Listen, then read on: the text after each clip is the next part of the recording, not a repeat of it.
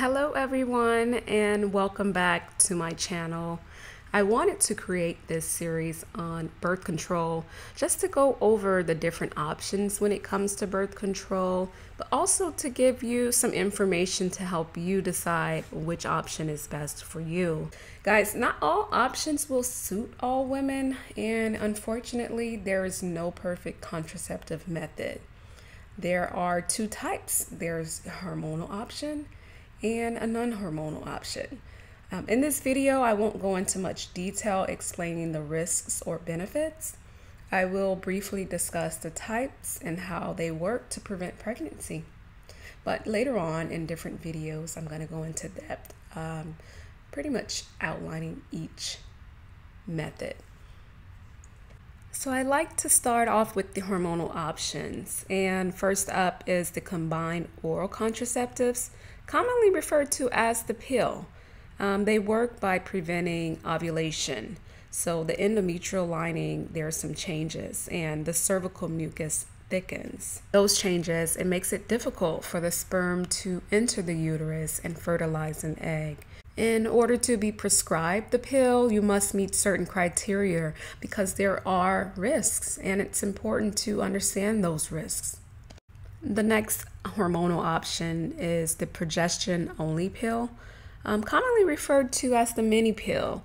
The way these pills work is similar to the combined oral contraceptives. So the cervical mucus thickens. It makes it difficult for the sperm to enter the uterus and fertilize an egg. Many of the studies claim that progestin-only pills are a good option for women who are wanting to avoid estrogen or who may be sensitive to estrogen. The progestin-only pills are considered a safer alternative to combined oral contraceptives, having less cardiovascular risk, and this pill comes in a pack of 28. Another hormonal option is progestin injection, also known as Depo-Provera. Now, Depo provides protection against pregnancy for 3 months. You must either have a negative pregnancy test or currently be menstruating to start on Depo. This prevents any harm to the unborn fetus if you are in fact pregnant. Now, you must get the injection every 13 weeks. Depo works by preventing ovulation, again, that thickening of cervical mucus and thickening the lining of the uterus. Many women prefer this option because it doesn't require you to remember taking a pill each day. But some women complain, however, of weight gain associated with this option. Then there is the Progestin implant. Not all women are able to use contraceptives that contain estrogen. Another option that contains only progesterone is the Implanon. The Implanon, as seen in this photo, it's a single rod implant that contains about 68 milligrams of progestin, slowly released over a period of 3 years. To avoid pregnancy, the Implanon should be inserted during the first 7 days of the menses, postpartum, or post-abortion. The benefit of this subdermal implant is its high efficacy when inserted, and it's almost immediate reversal after removal. The final hormonal option is an IUD or Mirena. An intrauterine device or IUD is a medical device that is inserted inside the uterus, similar to the design of the copper option, but working in a different way. The Mirena IUD, it features a reservoir of progestin at a rate of 20 micrograms per day. The local delivery of progestin, it works by helping to thicken the cervical mucus along with endometrial changes, all working to prevent ovulation. Because the body also considers the device to be a foreign object, there's a sterile inflammatory response that happens. It acts as a spermicide. The Mirena, it can remain in place for 5 years. While irregular bleeding is common, some women can appreciate that with prolonged use, there is a reduction in menstrual flow and periods may stop altogether. Now I want to take a look at the non-hormonal options, beginning with abstinence or abstaining from sex altogether. The option to abstain from sex or practice abstinence is going to be your best and only method that is guaranteed to prevent pregnancy. In fact, it is 100% effective. And then you have Coitus Interruptus, also known as the pull-out method, or referred to as withdrawal. Now, coitus interruptus is the removal of the penis from the vagina prior to ejaculation. This method requires self-discipline, proper timing of withdrawal, and luck, as the failure rate for this option, 18%. Interestingly, the use of a male condom has a failure rate of 17%. Like many other methods, this does not protect partners from sexually transmitted infections.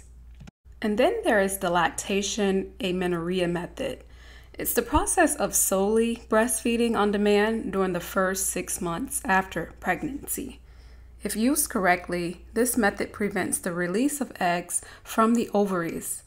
This method is most effective when the mother is feeding on demand or whenever the infant wants to nurse. It is important that the infant receives only breast milk with no substitutions. Then there's the FAB, or Fertility Awareness-based method. Now, this method involves determining when a woman is most fertile during each month and using abstinence or barrier contraceptives during the fertile window is highly recommended. If you want to know when you are most fertile, take a look at my menstrual playlist or check out my blog to learn your most fertile days. Downloading a period tracker or fertility app is also great. I use the app, it's called Period Tracker. It's amazing. I'm able to track my menstrual cycle. It tells me which days I am most fertile. And using this app, it allows you to also use what is called the calendar method. So in the calendar method, it's also a fertility awareness-based method, but women, they count the days in their menstrual cycle to calculate the ovulation period. Other ways to determine if you are in your fertile window or the days to avoid unprotected sex includes monitoring the cervical mucus and the basal body temperature. Fertility awareness-based methods are effective, but they require a strong understanding of your body's hormonal changes, the length in your menstrual cycles, and it requires consistency. For example, the calendar method requires the woman to record their signs and symptoms of ovulation for 6 to 12 menstrual cycles. The most common form of contraceptive is the barrier method. As the name implies, they provide a barrier between genitals, either physically or chemically. There's the male condom, the female condom, spermicides, diaphragms, cervical caps, and the vaginal sponge. Condoms have the advantage of being easily available, but are less effective than other methods. Spermicides are also often used in conjunction with condoms, diaphragms, and sponges, and contain a chemical called non-oxynol 9, or N9. It can be purchased in the form of a cream, gel, foam, suppository, or film. The downside of spermicides is that they are associated with vaginal irritation and can potentially damage the vaginal tissue, increasing the risk for infections. As with all barrier methods, they do not protect against sexually transmitted infections. In female sterilization, the fallopian tubes are blocked using different methods and surgical devices. It is common to have your quote-unquote tubes tied during a laparoscopic procedure. A newer technique is completed transcervical. This method works by preventing sperm to travel up the reproductive tract, therefore preventing fertilization of female eggs. Approximately half of these procedures are done during postpartum. However, there is a high risk of ectopic pregnancy if a woman becomes pregnant after the procedure, but the chance of pregnancy after sterilization remains low.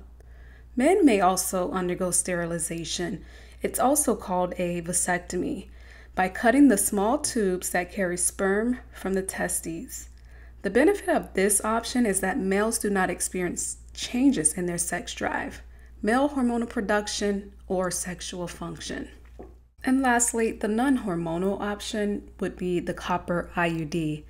The copper intrauterine device, similar to the Mirena, is a T-shaped intrauterine device that is inserted into the cervix. The option does not contain hormones and instead is developed from the metal copper. This device is inserted post-abortion, shortly after childbirth, or at any time during menstruation to prevent pregnancy. The copper IUD, it works by creating a spermicidal effect when inserted, as the body reacts to this device and treats it as a foreign object, activating that sterile anti-inflammatory response that I spoke about earlier. Both IUD types run the risk of being dislodged and can spontaneously expel from the uterus. Therefore, women are taught and encouraged to ensure the device is still placed properly. Emergency contraceptive pills work by preventing or delaying ovulation, preventing fertilization, and preventing implantation. There is a one-step pill, also known as Plan B, or a two-step option that contains both Next Step and Plan B. It is recommended that the emergency pill is taken within 72 hours after unprotected sex and may still be effective as long as 120 hours after unprotected sex. The sooner, the better. The efficacy of the pill varies depending on the time you take the pills and does not stop a pregnancy or fertilization that has already occurred. Other options for emergency contraceptive includes the use of combined emergency contraceptive pills, uliprisol acetate, and the copper IUD. This bit of information, yes, is controversial and often debated. Emergency contraceptives do not cause abortion and has no effect on an established pregnancy. Emergency contraceptive works by preventing implantation. Most importantly, they do not offer protection against STIs and HIV. So thank you for tuning in and watching this video. If you have any questions or want to offer any suggestions, please comment below. Also, I encourage you to come back and check out the further videos that I release later, just going into detail on each method. But that's it for this part of the series. If you guys like this channel, please like and subscribe. Thank you.